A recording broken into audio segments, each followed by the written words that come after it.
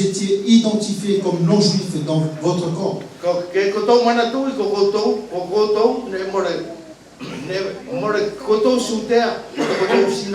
Appelés incirconcis par ceux qui se disent circoncis.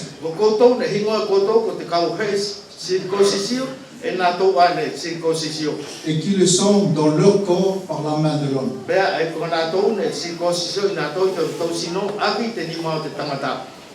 Paul parle de l'incirconcision des païens.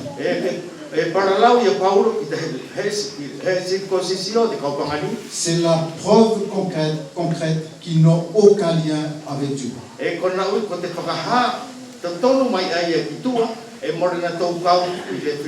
Pourquoi?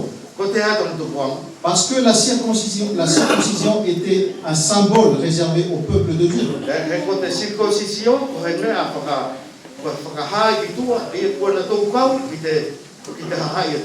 Une marque physique inscrite dans la chair.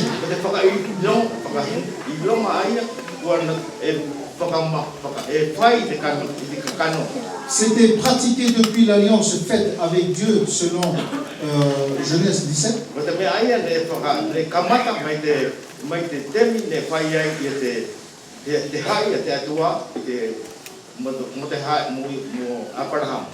Dieu voulait que son peuple se distingue du reste du monde.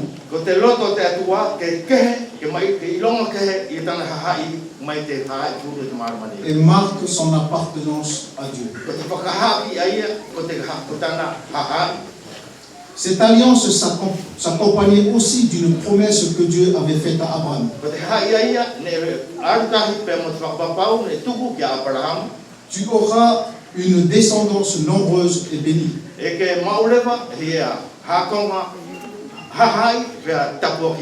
Qui héritera du pays promis, qui est le pays de Canaan.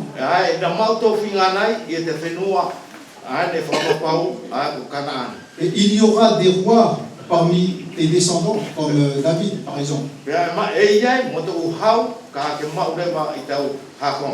Non seulement le païen ne faisait pas partie du peuple juif,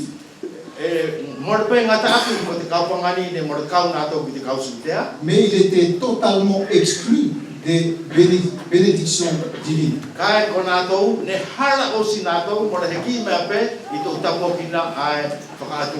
Lisons le verset 12. Souvenez-vous qu'à ce moment-là, vous étiez sans Messie, exclu du droit de cité en Israël, étranger aux alliances de la promesse,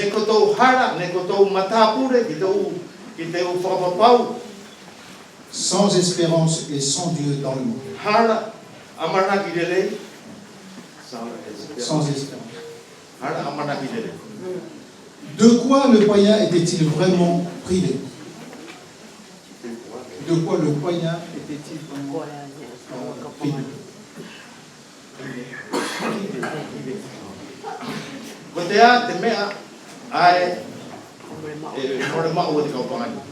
D'être privé d'une relation privilégiée avec Dieu. En vivant sans espérance et sans Dieu,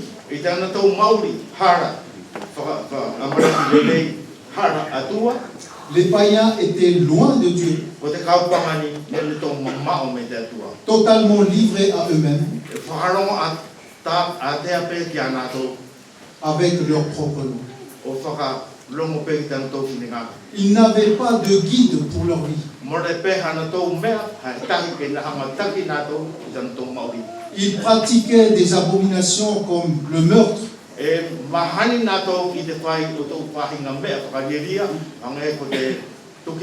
l'homosexualité,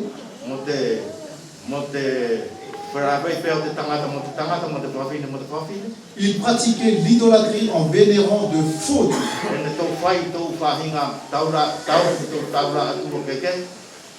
Le juif, au contraire, vivait une relation spéciale avec Dieu. Il était guidé par Dieu pour avoir une ligne de conduite qui l'honore.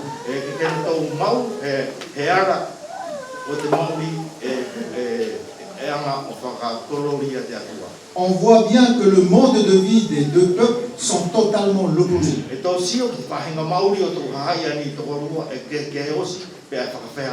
Et ça crée une grande différence. De quoi d'autre le païen était-il exclu? De la promesse messianique. En étant étranger au peuple de Dieu et sans Messie, le païen ne pouvait pas non plus hériter de la promesse que les prophètes avaient annoncée.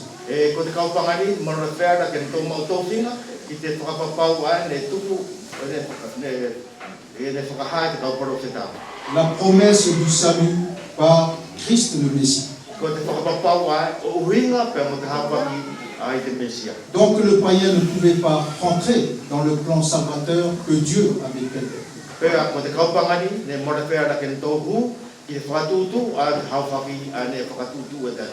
Voici une différence supplémentaire qui creuse l'écart entre ces deux peuples.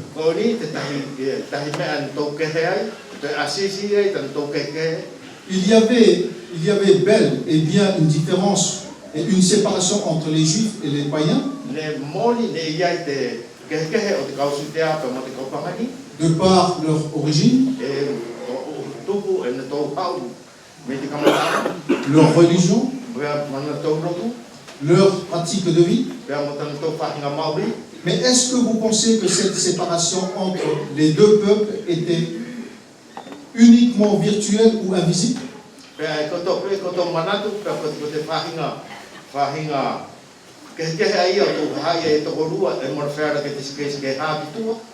Ou est-ce qu'il y avait une séparation concrète et visible?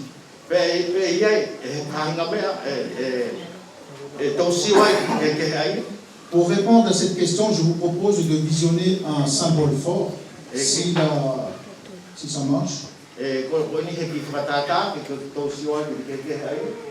Voici l'image d'une maquette qui présente le temple de Jérusalem.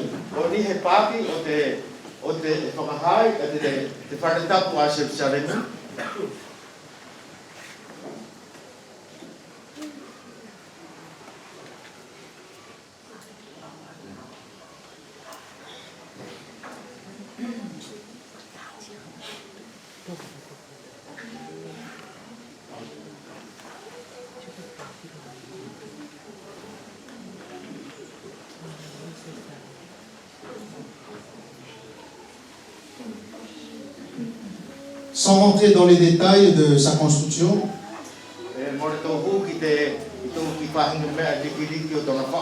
vous pouvez remarquer que dans les murs, il y a une grande esplanade.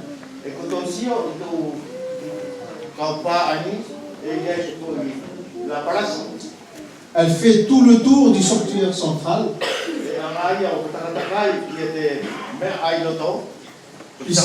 Il s'agit d'une cour appelée le parvis des païens ou le parvis des non-juifs.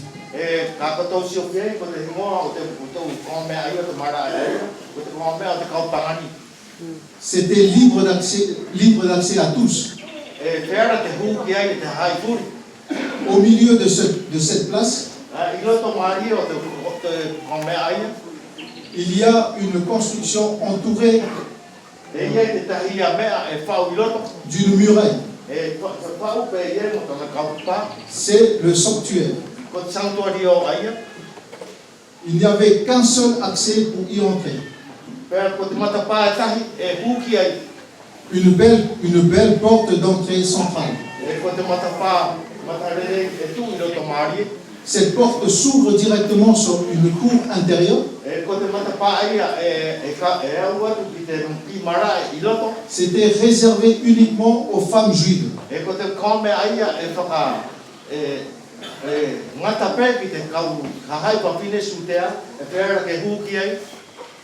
C'est le parvis des hommes.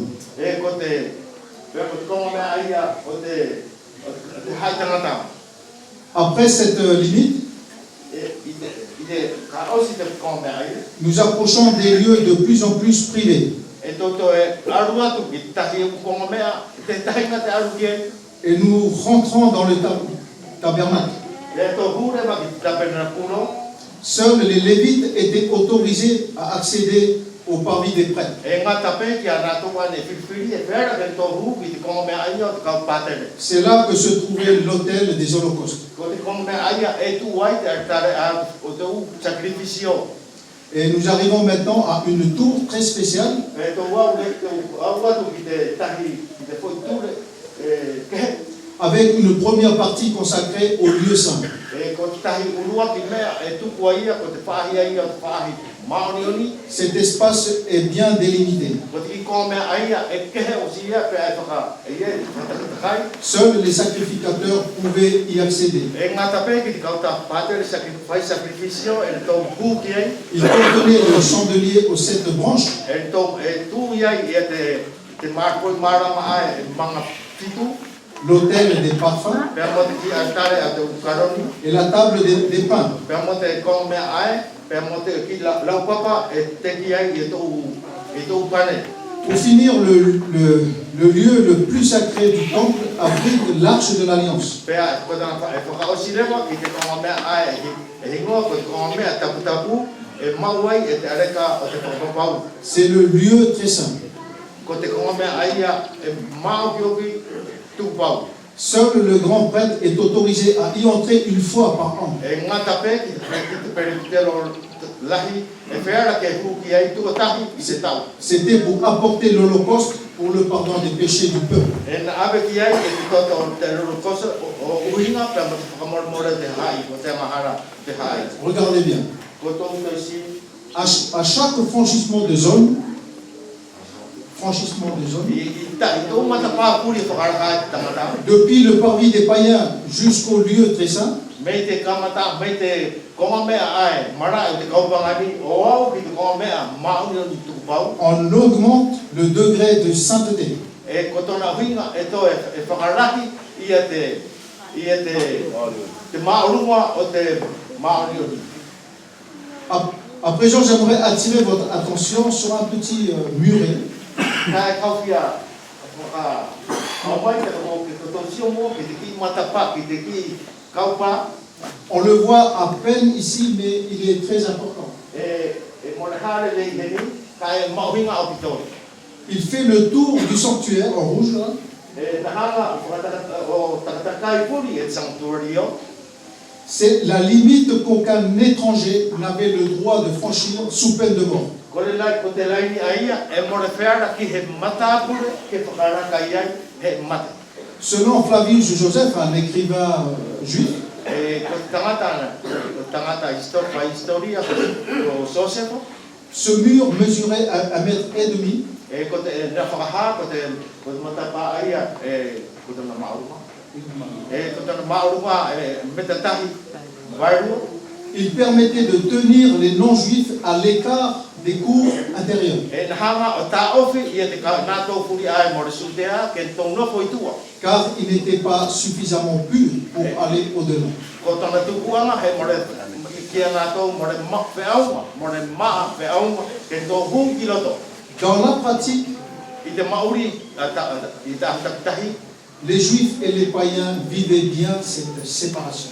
e ne ko te kausutea mo te kaupangani ne tō mauri maa vete vete Pas seulement de manière flagrante et visible, e more pe ngata ati ki te maa vete vete ke te kausutea mais vraiment de manière hostile et concrète. ka e tō ke heanga he ki tō e tō maa vete vete i ngata o more pe ngata ati ka e tō tō e pe whiri atu D'où vient cette inspiration pour la construction de ces murs et pourquoi? ko te ate te kuanga whakatu wai o tō ki tō paani Pour les juifs, ki te kausutea le peuple païen est impur.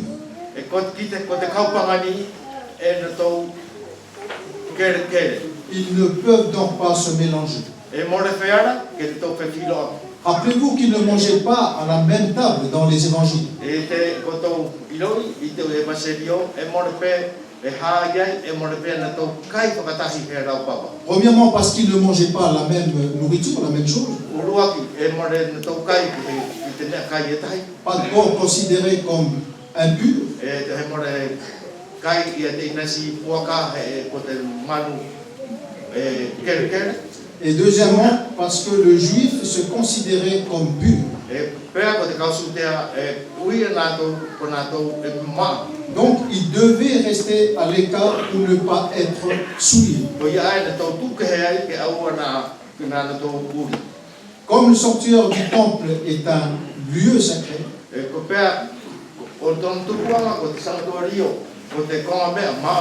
où les Juifs pratiquaient leur culte en l'honneur du Dieu très saint,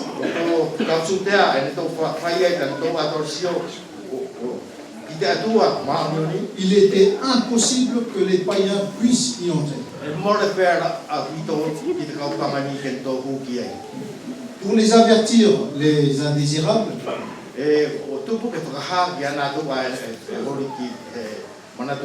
il y avait 13 blocs de pierre répartis tout autour du mur de séparation.